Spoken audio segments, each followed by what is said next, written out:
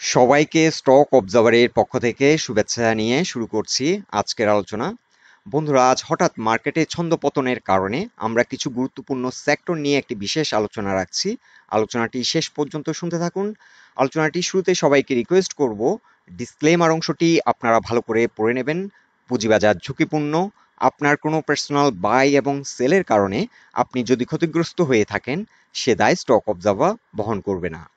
শুরুতে আমরা দেখে নিচ্ছি এক নজরে আজকের দিনের মার্কেট অবস্থান। আজকের ট্রেডিং সেশনে আমরা লক্ষ্য করছি টার্নওভার হয়েছে অ্যারাউন্ড 500 crore এবং দিন শেষে সূচক হারিয়েছে প্রায় 28 পয়েন্টেরও কিছুটা বেশি। আর খাতভিত্তিক মার্কেটের অবস্থান খুবই শোচনীয়। আর আজকের দিনের মার্কেট সেন্টিমেন্ট ছিল এক্সট্রিম বেয়ারিশ। বিশেষজ্ঞরা অনেকেই মনে করছেন ভিসা নিষেধাজ্ঞার মনস্তাত্ত্বিক চাপে শেয়ার বাজারে আজ বড় পতন হলো। এখন আমরা দেখে নিচ্ছি ডিএসই ব্রড ইন্ডেক্সের অবস্থান। আজকের দিন শেষে আমরা একটি লং বেয়ারিশ ক্যান্ডেল পেয়েছি। সারপ্রাইজিংলি আজ কিছু গুরুত্বপূর্ণ সাপোর্ট খুব অল্প ভলিউমেই ব্রেকডাউন করেছে। এখানে একটি গুরুত্বপূর্ণ সাপোর্ট ছিল 6303 পয়েন্টে। এখানে 50 এবং 20 এক্সপোনেনশিয়াল মুভিং অ্যাভারেজের সাপোর্ট লাইন এক্সিস্ট করছিল এবং গতকালকে মার্কেট আপডেটে আমরা আপনাদেরকে জানিয়েছিলাম যে এটি একটি স্ট্রং সাপোর্ট। এটি কেন একটি স্ট্রং সাপোর্ট ছিল সেটাও আমরা আপনাদেরকে জানাচ্ছি।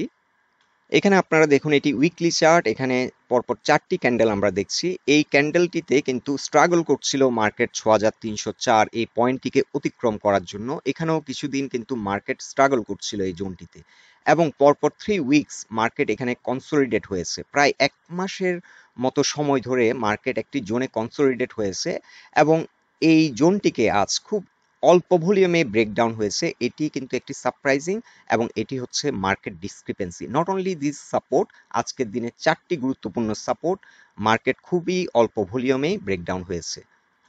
এখানে পিভট একটি গুরুত্বপূর্ণ সাপোর্ট ছিল 6288 পয়েন্টে। এটিও খুবই গুরুত্বপূর্ণ একটি সাপোর্ট ছিল। এই সাপোর্টটিও ব্রেকডাউন করেছে এবং এখানে আমরা দেখতে পাচ্ছি ইন্ডেক্স পয়েন্টে যে সাপোর্টটি ছিল 6283 পয়েন্ট, এই সাপোর্টটিও আজ ব্রেকডাউন করেছে। সো আমরা এখানে 4টি সাপোর্ট, আমরা এখানে ট্রেন লাইন সাপোর্ট ছিল, এই ট্রেন লাইন সাপোর্টটিও ব্রেকডাউন করেছে। ট্রেন লাইন সাপোর্টটি ছিল 6289 পয়েন্টে। সো এই ধরনের একটা বেয়ারিশ ক্যান্ডেল ক্রিয়েট হওয়া স্মল ভলিউম নিয়ে, এটাকে আমরা ইউজুয়ালি বলে থাকি মার্কেট ডিসক্রিপেন্সি। সো এখন নেক্সট ট্রেডিং সেশনে কি ঘটতে পারে, মার্কেট ফার্দার আরো ডাউন হতে পারে কিনা, কিংবা মার্কেট এখান থেকে ইউ টার্ন নিবে কিনা, এটি হচ্ছে সবচেয়ে এখন গুরুত্বপূর্ণ একটি পয়েন্ট। সো কালকে ট্রেডিং সেশনে মার্কেট যদি ইউ টার্ন নিয়ে যদি 6285-র মধ্যে ইন করতে পারে, তাহলে আমরা মোটামুটি সার্টেন হব যে মার্কেট ফার্দার আর ডাউন করবে না। কিন্তু কালকে ট্রেডিং সেশনের যদি ক্লোজিংয়ে ক্যান্ডেলটি যদি 6280-র নিচে ক্লোজ করে, তাহলে মার্কেট ফার্দার ডাউন হওয়ার সম্ভাবনা আছে এবং টেকনিক্যালি মার্কেটের এখন ফার্স্ট সাপোর্ট হবে 6272 পয়েন্ট, এর পরের সাপোর্ট হচ্ছে 6267 পয়েন্ট এবং তারপরের সাপোর্টটি হচ্ছে 6259 পয়েন্ট। আজকের দিনে মার্কেটে যথেষ্ট পেনিক সেল ছিল, ফোর্স সেল কিংবা অনেকেই ফেয়ার সেল করেছেন। সো এই ধরনের সার্কমস্টেন্সে আমরা, যেহেতু এটি অনেক লো ভলিউম নিয়ে এত বড় রকমের একটা পতন হলো, আমরা ইউজুয়ালি আশা করছি যে আর ফার্দার হয়তো ডাউন হবে না, কিংবা এটি যদি কালকে স্টার্টিংয়ে কিছুটা রিট্রেস করে, এখান থেকে হয়তো ইউ টার্ন নিয়ে এটি চেষ্টা করবে 6284 পয়েন্টের উপর ক্লোজ করার। So let us see, market যদি কালকে 6284 পয়েন্টকে যদি ব্রেকআউট করে উপরে গিয়ে ক্লোজ হয়, তাহলে আমাদের হয়তো আর দুশ্চিন্তা করতে হবে না মার্কেট ফার্দার ডাউন হবে কিনা। মার্কেট এখান থেকে হয়তো সাপোর্ট নিয়ে আবার একটা রিভার্সালে যাবে। এছাড়া যদি কোনো কারণে যদি কালকের দিনের ক্যান্ডেলটি যদি 6280-র নিচে এসে ক্লোজ করে, তাহলে আমাদেরকে একটু সাইড লাইনে থাকতে হবে। হাতে থাকা স্টকগুলো স্টপ লস দেওয়ার আননেসেসারি কোনো দরকার নেই। যদি কোনো স্টক অনেক হাই প্রাইসে থাকে, সেই স্টকটি কিন্তু ফার্দার কারেকশনে যেতে পারে। বাট ম্যাক্সিমাম স্টক কিন্তু এখন ফ্লোর প্রাইসের আশেপাশে। সো এই স্টকগুলো আমি পার্সোনালি মনে করি যে এগুলো স্টপ লস দেওয়ার এখন কোনো যুক্তিকতাই আসে না। এখন আমরা দেখে নিচ্ছি জেনারেল ইন্স্যুরেন্স সেক্টরের অবস্থান, কারণ এই সেক্টরটি এখন বেশিরভাগ বিনিয়োগকারীদের মধ্যে একটা আশার আলো সঞ্চার করেছে। সো এই সেক্টরটি বর্তমানে খুবই গুরুত্বপূর্ণ মার্কেটকে অনেক বেশি ভাইব্রেট এবং অ্যাট্রাকটিভ করার জন্য। সো গতকালকের আমরা আপডেটে আপনাদেরকে বলেছিলাম যে সেক্টরটি ফার্দার 38% এর একটি কারেকশন সাইকেল কমপ্লিট করতে পারে। সেখানে আমরা আপনাদেরকে দেখিয়েছিলাম তার আগে যে সাপোর্টটি সেটি ছিল 52.3, এটিকে রেসপেক্ট করেনি আজ, না করে এখানে 38% এর সাইকেলটি কমপ্লিট করে এবং এখান থেকে রিজেক্ট হয়েছে, এখান থেকে সাপোর্ট পেয়েছে। কিন্তু কালকে এটি হয়তো ফার্দার আবার এই জোনটিকে রিটেস্ট করতে পারে 51। এবং আমাদেরকে একটি বিষয় মাথায় রাখতে হবে যে জেনারেল ইন্স্যুরেন্স সেক্টরের জন্য 51 একটি খুবই ইম্পর্ট্যান্ট একটি পয়েন্ট, এবং এর নিচে যদি কোনো কারণে এই ক্যান্ডেলটি নিচে নেমে যায় কালকে কিংবা এই সপ্তাহে, তাহলে কিন্তু জেনারেল ইন্স্যুরেন্স সেক্টর স্লো হয়ে যেতে পারে। আপ টু 38% এই সেক্টরটি আমরা এখনো মনে করছি অনেক স্ট্রেংথ রাখছে, এবং এই সেক্টরটি এখান থেকে ইউটার্ন নিয়ে আবারও একটা র্যালিতে যাওয়ার সম্ভাবনা আছে। বাট 51 এর নিচে নেমে গেলে সেক্টরটি কিন্তু অনেকটা আনসার্টেন হয়ে যাবে। আমরা এটা বলার চেষ্টা করছি না যে 51 এর নিচে নেমে গেলে এটি আর র্যালি করবে না কিংবা এটা আর নতুন করে ইউটার্ন নেবে না, সেটা বলছি না। সেক্টরটি স্লো হয়ে যেতে পারে, একটু বেশি সময় নিতে পারে এবং আনপ্রেডিক্টেবল হয়ে যেতে পারে। বাট অ্যাজ লং অ্যাজ সেক্টরটি 51 এর উপরে অবস্থান করছে, এই সেক্টরটি আবার এখান থেকে ইউটার্ন নিয়ে ভালো রকমের একটা র্যালি করার মতো স্ট্রেংথ রাখে। সো টেকনিক্যালি এখনো জেনারেল ইন্স্যুরেন্স সেক্টর ওকে, কিন্তু এই সপ্তাহে আমাদেরকে খেয়াল রাখতে হবে এই সেক্টরটি যাতে 51 এই পয়েন্টে সাস্টেইন করে। কারণ আমরা এটা আপনাদেরকে দেখিয়ে দিচ্ছি এই কারণেই যে 51-এ কিন্তু উইকলি চার্টে পিভট এই পয়েন্টটি অবস্থান করছে, এবং পিভটের উপরে এই সেক্টরটি যতক্ষণ পর্যন্ত থাকবে আমরা ধরে নেব যে এই সেক্টরটি আবারও একটা নতুন রিভার্সালের মাধ্যমে নতুন একটা র্যালি শুরু করতে পারে, সম্ভাবনা অনেক বেশি র্যালি করার। কিন্তু যেই এই যদি কোনো কারণে সেক্টরটি পিভটের নিচে নেমে যায়, তাহলে সেক্টরটি কিন্তু সাইডওয়েতে মুভমেন্ট করবে, আমরা হয়তো র্যালি আর এক্সপেক্ট করব না, কিংবা এটি আবার পিভটের উপরে উঠতে হয়তো কিছুদিন সময় নিতে পারে। এছাড়াও আমরা যদি ভলিউম এবং প্রাইস অ্যাকশনের দিক থেকেও চিন্তা করি, কারেকশনে ভলিউম কিন্তু ডে বাই ডে কমে যাচ্ছে, এটি একটি ভালো দিক। আজকে কিন্তু বিলো অ্যাভারেজ ভলিউমেই কিন্তু একটি নেগেটিভ প্রাইস অ্যাকশন হয়েছে, এটিও একটি ভালো দিক। কিন্তু মিনিমাম যে স্ট্রেংথ সেটি কিন্তু ধরে রাখতে হবে। এটি কোনো কারণে যদি 51 এর নিচে চলে যায় তাহলে সেক্টরটি স্লো হয়ে যাবে। এছাড়াও আমি আপনাদেরকে গতকাল বলেছিলাম যে একটা সুপার বুলিশ মোমেন্টাম যখন একটি সেক্টর ফর্ম করে, একটা সুপার বুলিশ ট্রেন্ডে যখন একটি সেক্টর র্যালি করে, ইউজুয়ালি আমরা এক্সপেক্ট করি 38% পর্যন্ত রিট্রেসমেন্ট হয়, কারেকশন হয়, এবং সেটা কোনো কোনো ক্ষেত্রে 50% পর্যন্ত ওকে। আমরা যদি রিসেন্ট ট্রেন্ডের সাথে যদি আমরা এই যে রিট্রেসমেন্ট হয়েছে, কারেকশন হয়েছে, সেটাকে যদি দেখি অলমোস্ট 50%-এর মতো কিন্তু আজ কারেকশন হয়ে কিছুটা উপরে এসে ক্লোজ হয়েছে। সো 50%-এ এসে রিসেন্ট যে এই যে ট্রেন্ডটি, এখান থেকে যদি আমরা ফিবোনাচি চার্ট ড্র করি তাহলে কিন্তু অলমোস্ট 50%-এর মতো রিট্রেস করেছিল এবং ওখান থেকে কিছুটা উপরে এসে ডে এন্ডে ক্লোজ হয়। সো এর নিচে নেমে গেলে আমরা এটাকে আর সুপার বুলিশ ট্রেন্ড হিসেবে, এই ট্রেন্ডটিকে আর সুপার বুলিশ ট্রেন্ড হিসেবে কাউন্ট করব না। এখনো পর্যন্ত আমরা এটাকে সুপার বুলিশ ট্রেন্ড হিসেবে কাউন্ট করতে পারি, কারণ এখানে অ্যাভারেজ ভলিউম থেকে অনেক বেশি ভলিউম নিয়ে কিন্তু এই ট্রেন্ডটি ক্রিয়েট হয়েছে। সো কারেকশন দিতে পারে, সেটা কোনো সমস্যা না, কিন্তু কারেকশন যদি 50%-এর নিচে চলে যায় তাহলে এটাকে আমরা আর সুপার বুলিশ ট্রেন্ড হিসেবে কাউন্ট করব না। এখন আমরা ডে চার্টে দেখে নিচ্ছি লাইফ ইন্স্যুরেন্স সেক্টরের অবস্থান। লাইফ ইন্স্যুরেন্স সেক্টরও কিন্তু একটা শক্তিশালী অবস্থান সৃষ্টি করেছিল, এখানে একটা হিউজ ভলিউম নিয়ে কিন্তু আমরা লক্ষ্য করেছি পিভট পয়েন্টের উপরে অবস্থান করছিল, 20 এক্সপোনেনশিয়াল মুভিং অ্যাভারেজের উপরে ছিল।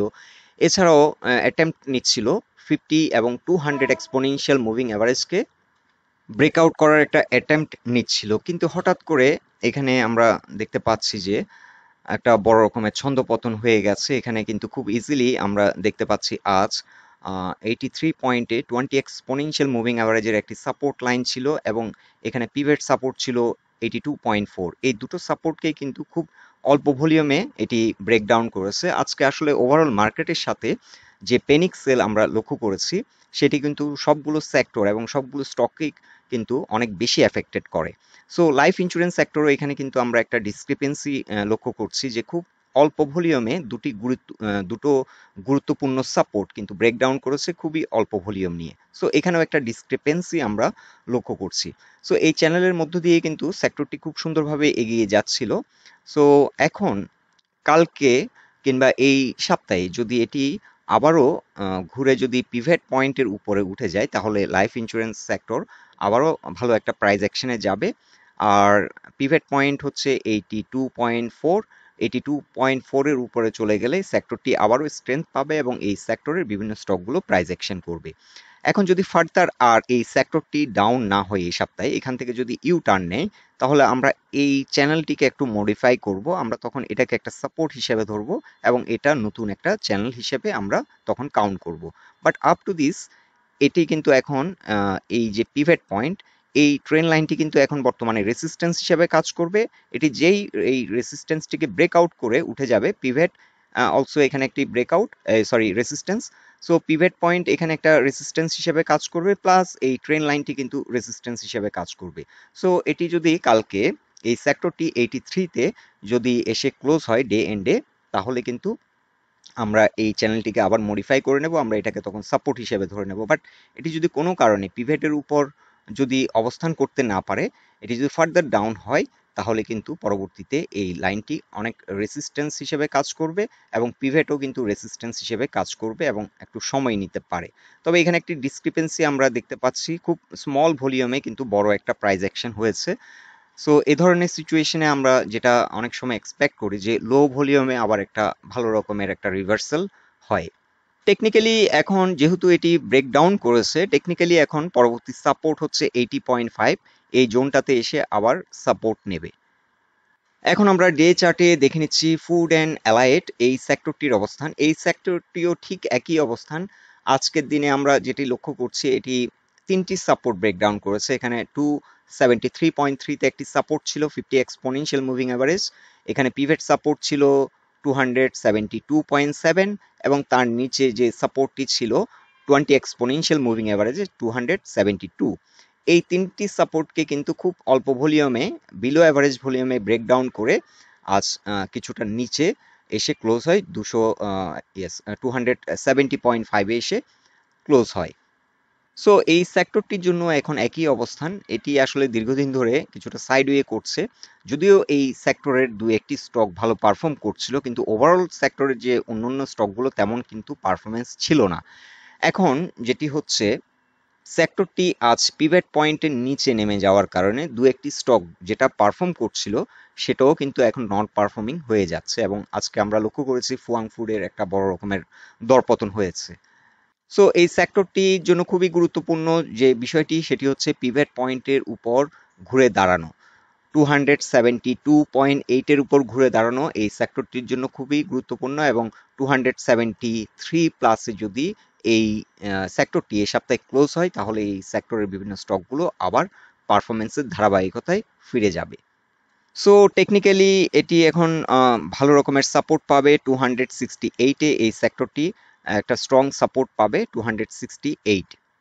এখন আমরা ডে চার্টে দেখে নিচ্ছি আইটি সেক্টর অবস্থান। আইটি সেক্টর নিয়েও আমরা আপনাদেরকে একটি আপডেট দিয়েছিলাম। এটি কিন্তু গত উইকের লাস্ট ট্রেডিং সেশনে একটি গুরুত্বপূর্ণ রেসিস্ট্যান্স ব্রেকআউট করেছিল 56 পয়েন্ট। এটি একটি ট্রেন লাইন আমরা রেসিস্ট্যান্স এখানে ড্র করেছি 56। এই পয়েন্টটিকে ব্রেকআউট করার পর আজকে কিন্তু আবার ব্রেকডাউন করে যায়।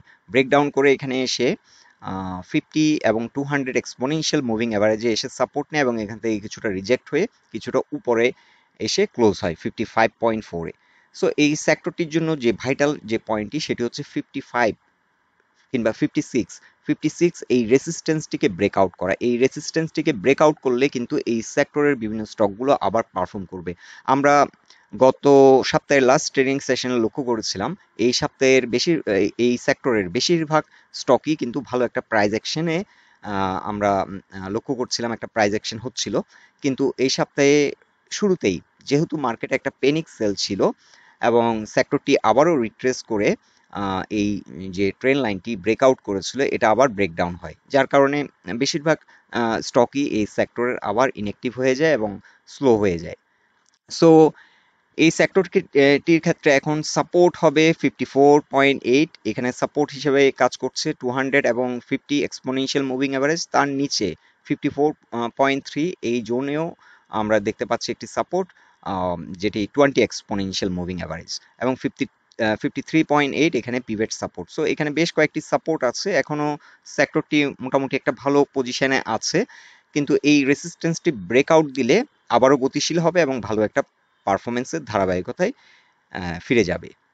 সো বন্ধুরা, এটাই ছিল মার্কেট নিয়ে এবং কিছু গুরুত্বপূর্ণ সেক্টর নিয়ে আমাদের ফাইন্ডিংস। আলোচনাটি যদি আপনাদের ভালো লেগে থাকে অবশ্যই পোস্টটিকে লাইক দিন, আর আমাদের সাথে থাকার জন্য আপনাদের অসংখ্য ধন্যবাদ।